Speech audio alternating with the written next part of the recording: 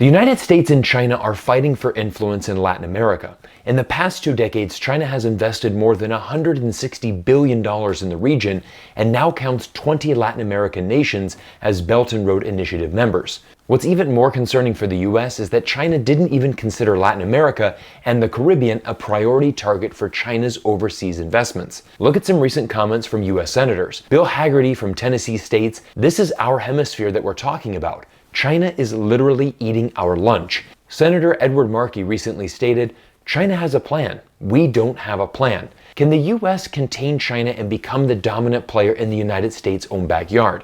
It's going to be a difficult task, so let's break it down in today's video. Today's video is proudly sponsored by NordPass, the best program to help you manage your internet passwords. Get exclusive access to NordPass' best offer at nordpass.com/CyrusJansen. Earlier this month, the United States hosted the Summit of Americas, a meeting for all the nations of North, Central, and South America to come together and discuss the most important issues facing the Western Hemisphere. But the United States had other plans, most notably the desire to counter Beijing's rising influence in the region. In 2021, China-Latin America trade exceeded $400 billion, compared to just $295 billion for the United States. But before this year's summit began, a massive controversy unfolded.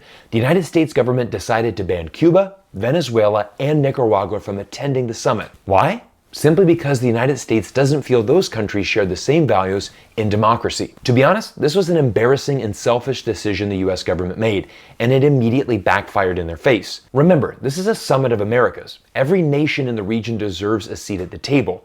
And do you remember when the United States led a diplomatic boycott against the Beijing 2022 Winter Olympics? Well, this time Latin American countries used the same action against the United States. The most outspoken critic was Mexican President Obrador, who turned down the chance to meet Joe Biden in Los Angeles over the decision to ban these 3 countries from participating.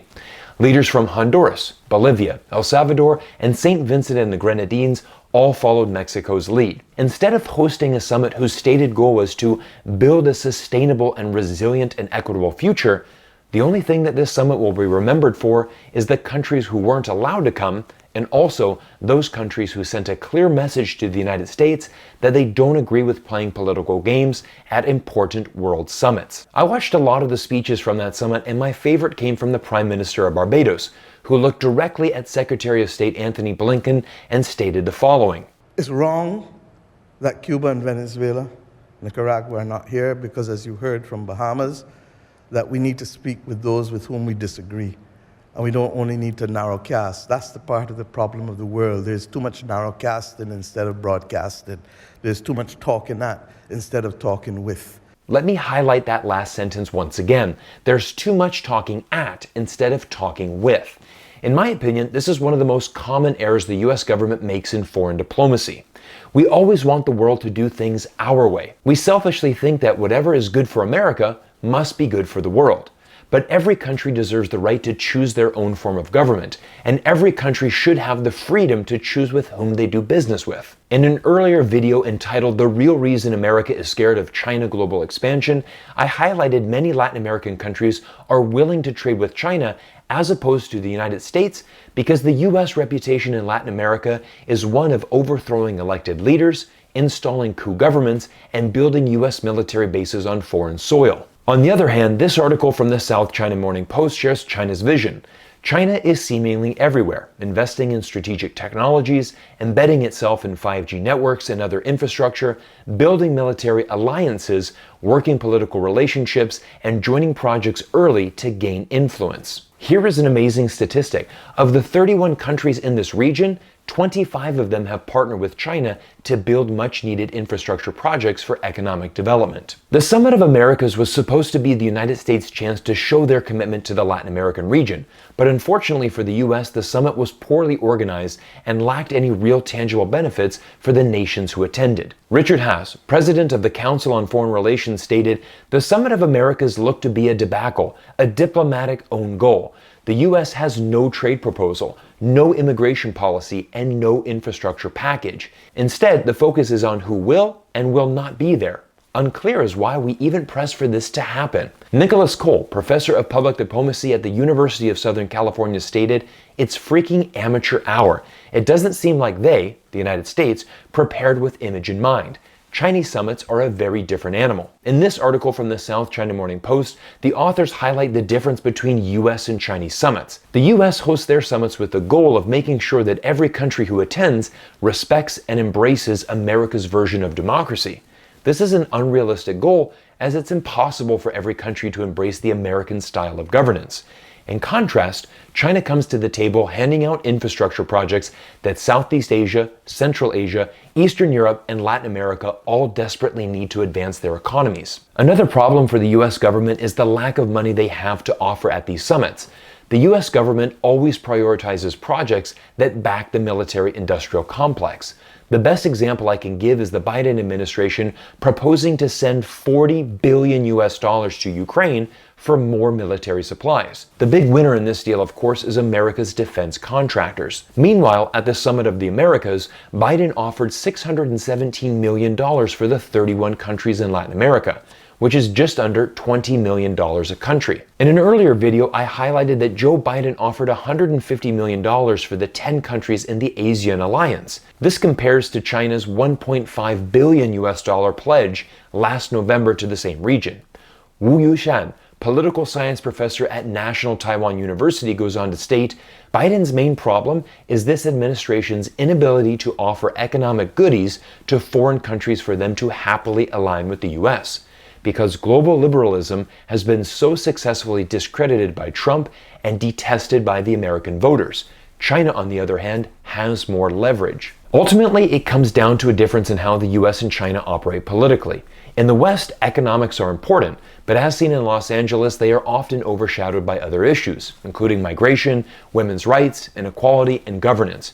In China, dissent is not part of the process. Everyone knows what is expected. This is a direct quote from Jeffrey Moon, a former US Consul General in Chengdu.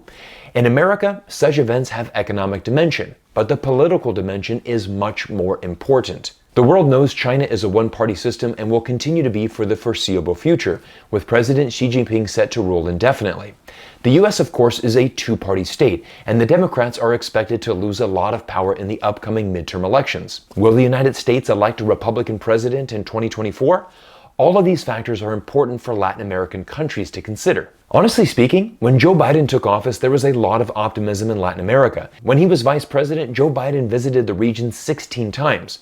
Unfortunately, there is too much talking and not enough action. At the 2009 Summit of Americas, Joe Biden's message to Latin American leaders was, "We genuinely want to be collaborative. We genuinely want to engage."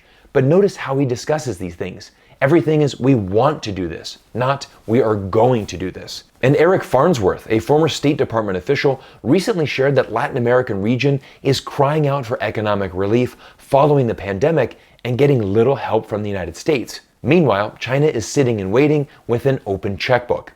Farnsworth went on to state, we, the United States, have got to be more proactive. We've got to start offering things that the hemisphere finds attractive.